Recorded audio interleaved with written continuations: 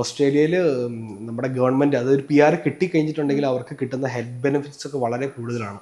അതായത് ഇൻഷുറൻസ്, നമുക്കൊരു ഹോസ്പിറ്റലിൽ പോയാൽ നമുക്ക് ₹1 പോലും കൊടുക്കേണ്ട വരില്ല. അവിടുത്തെ മെഡിക്കെയർ എന്നാണ് അവർ പറയുന്നത്.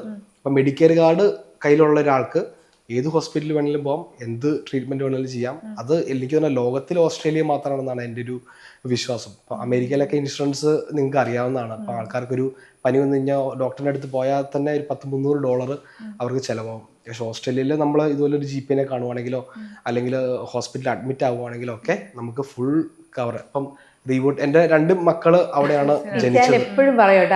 എന്റെ കയ്യിൽ നിന്ന് $1 പോലും ഞാൻ കൊടുത്തിട്ടില്ല.